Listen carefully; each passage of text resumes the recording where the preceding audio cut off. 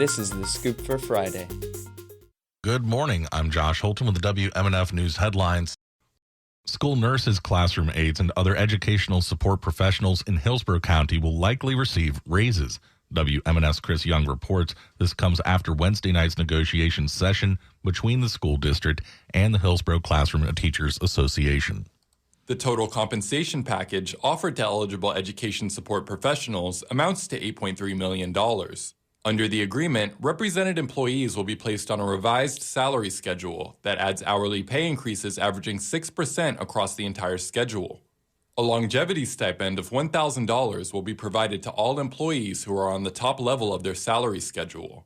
Johnny Green is the vice president of the HCTA. We had to work together to decompress that pay scale where our veteran employees who's been in the district for 10 years or more can get a little bit more separation in pay for someone who's just coming into the district. However, Green says there's still things they haven't accomplished. They wanted 8 hours a day for employees and equalized pay.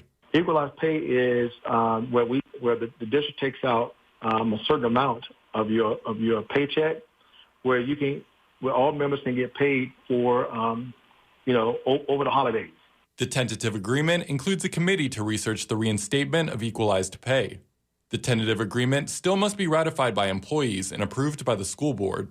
For WMNF News, I'm Chris Young. The Sunrunner bus has been providing a free service for nearly a year, connecting passengers in downtown St. Petersburg to Pinellas County beaches, and specifically St. Pete Beach. And while many residents have praised the free service for helping commuters get to work, facilitating people employed around the popular beachfronts, residents in St. Pete Beach became agitated with having to deal with an influx of new people into the area, some of whom have been experiencing houselessness. Pinellas County Sheriff Bob Gualtieri suggested that charging $2.25 full fare for the bus was the only way to deter questionable activity, such as reports of people showering naked in the beach showers or loitering at condos. A man named Dan who works on the beach did not want to provide his last name. He said the decision will make life more difficult for those trying to get on their feet. I know that when I first started my job out here on the beach, I was homeless and I needed the Sunrunner. So I think that there's a lot of guys coming out this way trying to find jobs, not just to panhandle or anything, because I haven't seen any of it. And everybody that I know of has been trying to get employment. So I don't like it. I think that they should keep it free. Kindly keep it free yet. I mean, we're all trying to get jobs. I know that I was able to get a job and get off the street, and there's plenty of others that are trying to do the same thing. William Moberly is a St. Pete native and has lived there his whole life. They're going to try. It's not going to work. Because I was homeless a little bit for a little while, and nothing's going to stop you from getting money to ride a bus. So it's not really going to, it may stop a few people, but it's not going to stop it.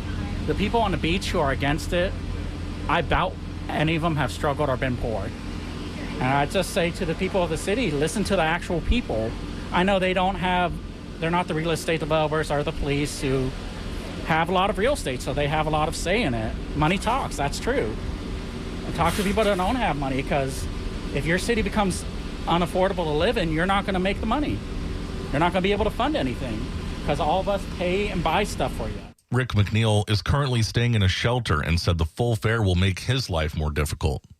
That's the last thing people need to be worried about as far as how to get from point A to point B, because they may not have the necessary finances to do what they need to do. So hopefully the politicians will take that in consideration and look out for the little people.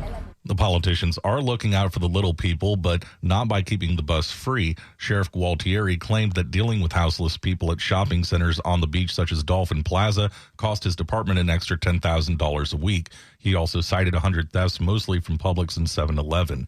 When WMNF went to Dolphin Plaza for several hours on a Saturday, there was not one panhandler in sight. St. Pete Beach City Commissioner Chris Marone said in an August 8th commission meeting, quote, "The Sheriff, Bob Gualtieri, said we cannot just pick these people up and drive them somewhere and drop them off. We're not allowed to do that. We can make their lives miserable," unquote.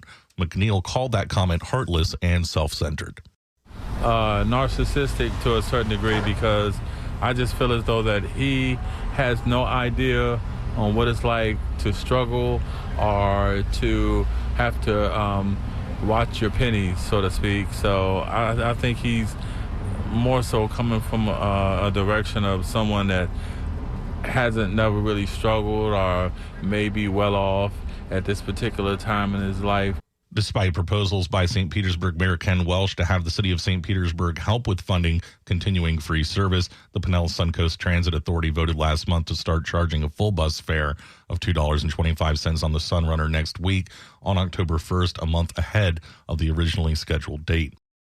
The Biden administration has expanded temporary protected status program, meaning Venezuelan immigrants can live and work in the United States for the next 18 months without threat of deportation. For WLRN, Simone Cazares has more. Florida has the most Venezuelan-born residents in the United States, with the highest concentration of Venezuelan immigrants living in South Florida. Expanding TPS means an additional 472,000 Venezuelan nationals may continue to remain in the U.S.